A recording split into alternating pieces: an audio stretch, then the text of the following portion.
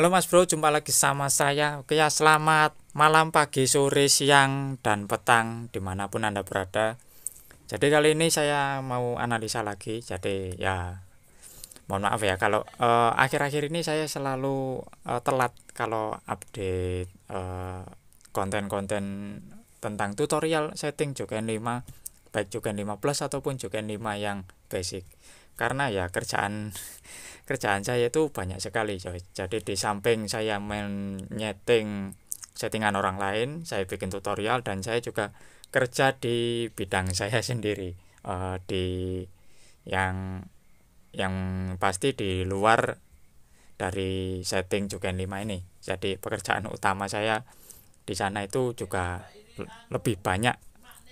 Oke, langsung saja ini saya menerima email motor BTSP. BTSP ini pistonnya 54 ya, kalau nggak salah. Ini tadi sudah saya pakai fuel kalkulator ya kan. Tadi ya ini pakai 54,5 pistonnya, terus langkah mesinnya 55,1. Dan menurut info, orang ini pakai injektor CBR ya. Injektor CBR yang 150 cc ya kan, standarnya CBR pokoknya. Nah, ini kan kalau dikalkulasi kapasitasnya masih 128 cc. Jadi 130 cc kalau dibulatin ya. Terus di base mapnya kan seperti ini ya. Bukan base map yang ini. Yang ini maksud saya. Nah, ini kan BTSP kayak gini ya kan. Nah, ini coba kita lihat analisanya. Waduh. Ini maksudnya gimana ini? Ini base mapnya kok berantakan. Ini jangan diginiin ya, ini dirapiin. Kembalikan seperti semula ya. Jangan dibuat seperti ini. Ini nggak bagus ini. Kalau bisa base map itu jangan pernah dirubah ya, kecuali kalau mau kita eksperimen nggak apa-apa kita rubah. Tapi kalau eksperimen kita gagal, nanti motornya jadi nggak enak. Jadi bisa di reset ulang kayak gitu. Terus untuk fuel correction saya akan melihat situasinya seperti apa ya. Wadidaw. Ya, saya ketemu penyebab BTSP ini lagi. Ini pasti orang ini mengeluh di putaran bawah motornya pasti berbet-berbet ya kan. Motornya berbet-berbet, terus di putaran atas itu juga RPM-nya juga nahan ya kan. Terus akselerasinya jadi berkurang. Padahal motornya bore up 130 cc, injektornya pakai 150 cc, standarnya CBR katanya gitu sih. Tapi coba saya pastikan dulu ya, apakah benar dia pakai injektor punya CB.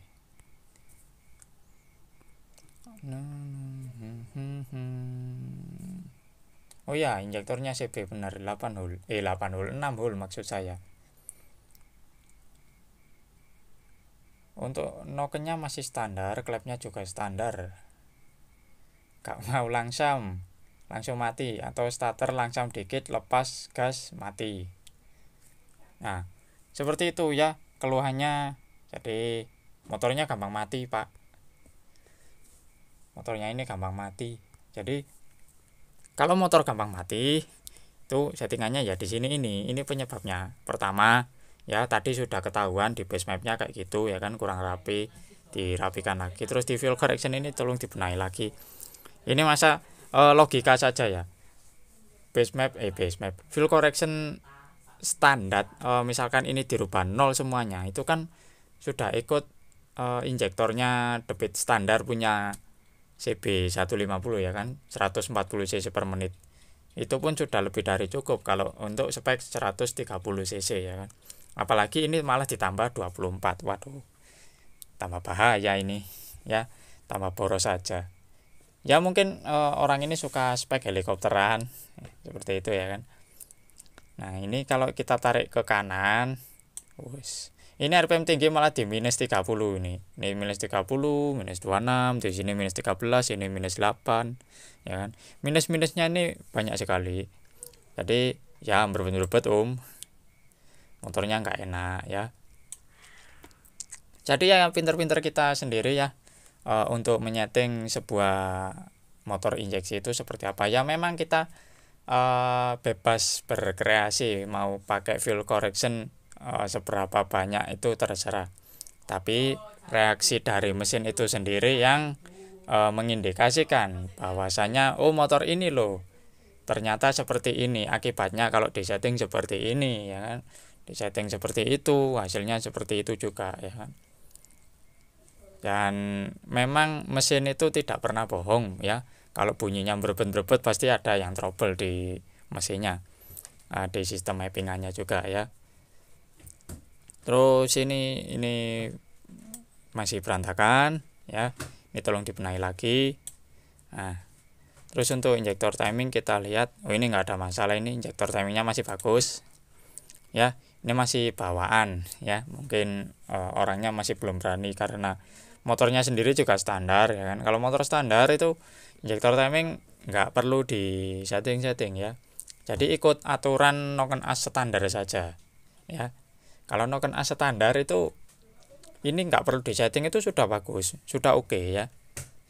Jadi nggak perlu diotak-atik, kecuali untuk memaksimalkan kalau Anda punya dial noken as standar derajatnya berapa itu bisa disetting sendiri ya.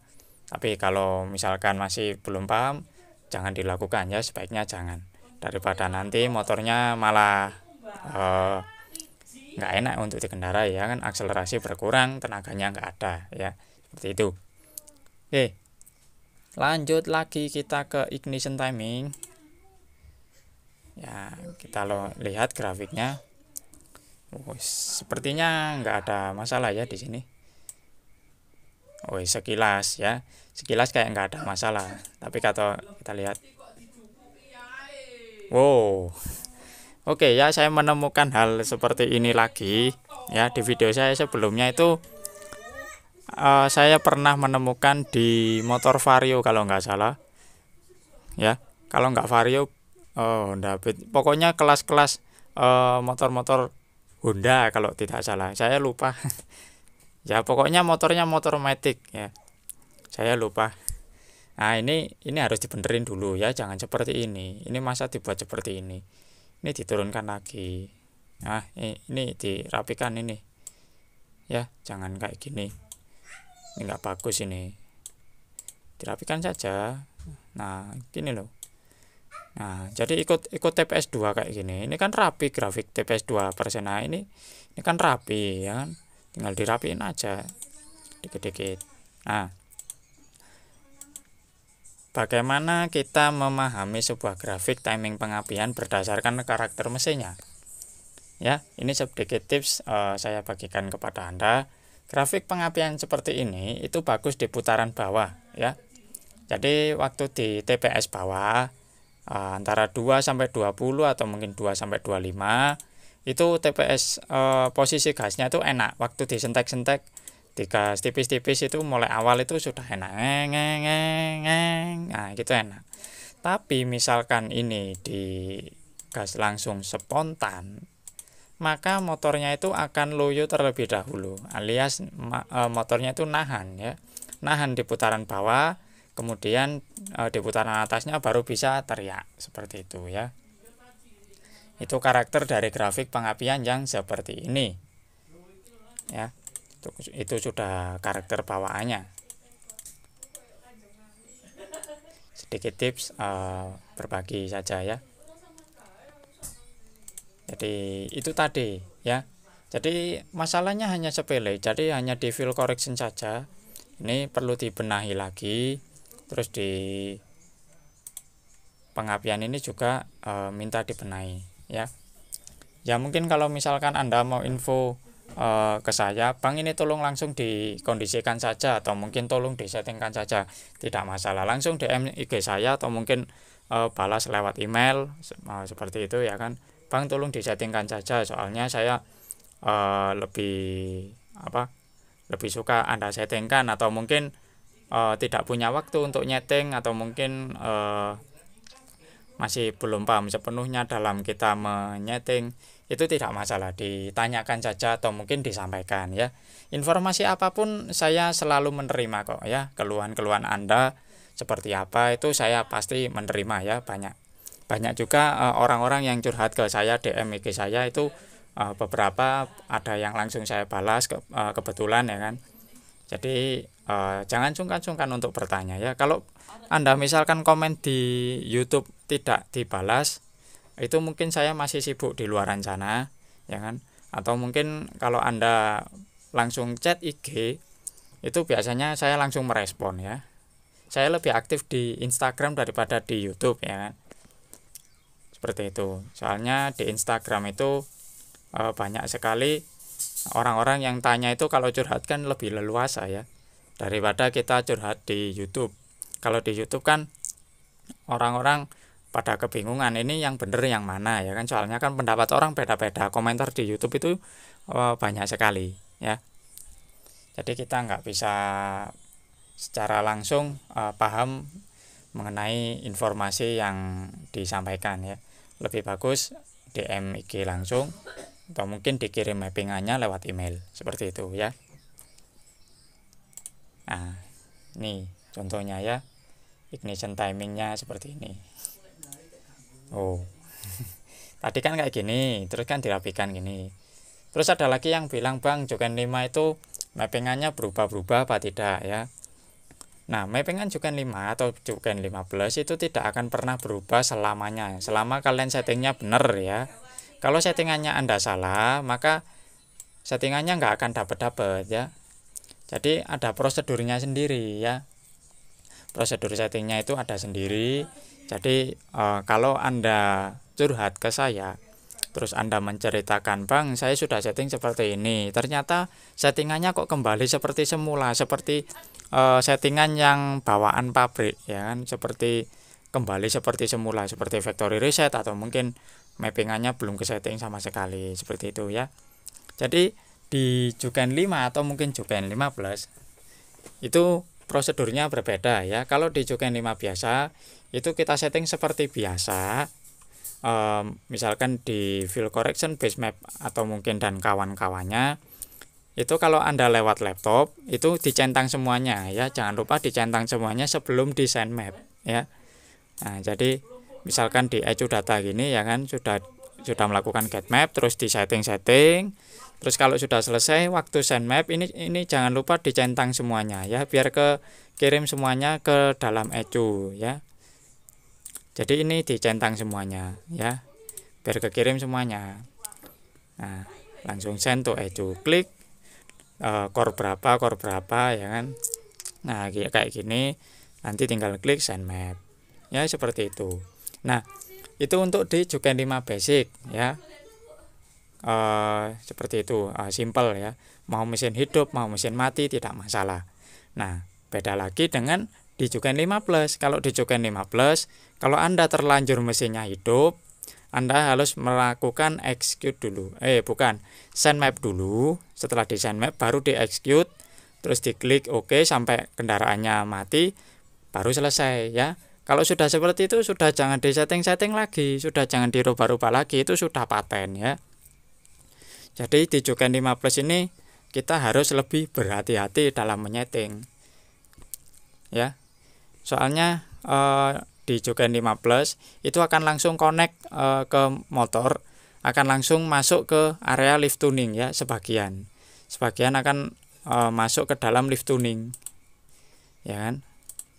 Di lift tuning itu pasti di sebelah sini atau di sebelah kanan ini pasti akan muncul data-data dari lift tuning, misalkan dari segi RPM, AFR, terus baterai, kemudian EOT ya kan, EOT, terus IAT, itu semuanya akan kebaca ya kan ketika mesin mati. Ketika mesin hidup ya semuanya akan langsung berjalan dengan semestinya ya kan. Kalau mesin hidup itu malah lebih bagus, lebih enak. Jadi bunyi mesinnya itu lebih kerasa feel-nya kalau kita nyeting dalam kondisi keadaan hidup. Tapi kalau untuk keadaan mati bagaimana, Bang? Sebenarnya bisa-bisa saja, sama aja ya. Kalau di Juken 15 saat kita setting saat kendaraan masih belum hidup atau mungkin hanya kunci kontak on saja ya, itu nggak perlu kalian execute, nggak masalah. Jadi tinggal di setting seperti biasa, ini dicentang lagi ya kan, kayak tadi dicentang semuanya, terus di send map, selesai ya. Nah, kalau untuk kendaraan yang hidup itu beda lagi, cuman beda di execute ini saja ya. Jangan lupa di execute ya. Langkah terakhir itu execute. Kalau kendaraannya di execute mesinnya mati, itu berarti sudah terindikasi bahwasanya mappingannya sudah berhasil dikirim ke ECU ya, seperti itu. Jadi nggak ada ceritanya mappingan Jugen 5 itu angkanya berubah-berubah sendiri ya kan. Itu nggak ada ya, nggak ada ceritanya. Jadi tolong diperhatikan baik-baik. Informasi yang disampaikan ini mudah-mudahan bermanfaat ya. Jadi seperti itu. Kalau misal ada yang tanya lagi, silakan langsung bertanya lewat kolom komentar atau mungkin lewat IG, nggak apa-apa. Semuanya saya simak semuanya kok ya. Setiap komentar Anda pasti akan saya saring. Saya lihat komentarnya. Kalau saya masih belum bisa membalas lewat YouTube, mungkin saya masih mencari jawaban di tempat lain ya. Karena kalau kita mencari jawaban itu harus tepat ya. Jadi nggak asal langsung jawab A, B, C, D kayak gitu, nggak ya. Jadi ketika kita menjawab itu harus bener-bener sesuai dengan fakta ya. Jadi nggak boleh ngarang.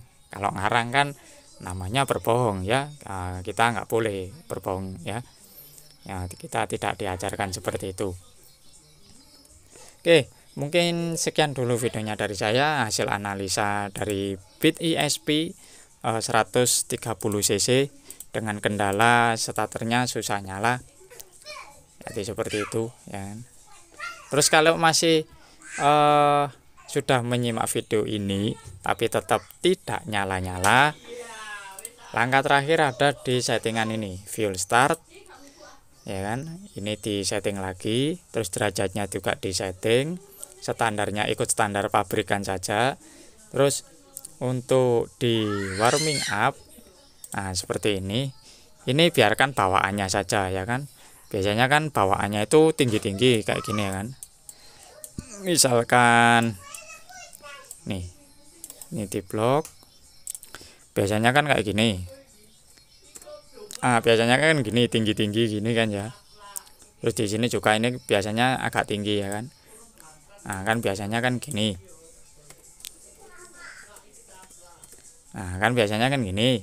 Ya ini dibiarkan saja, nggak masalah. Misalkan ini tidak nyala-nyala, kalian bisa menurunkan ini derajatnya, turun dikit aja.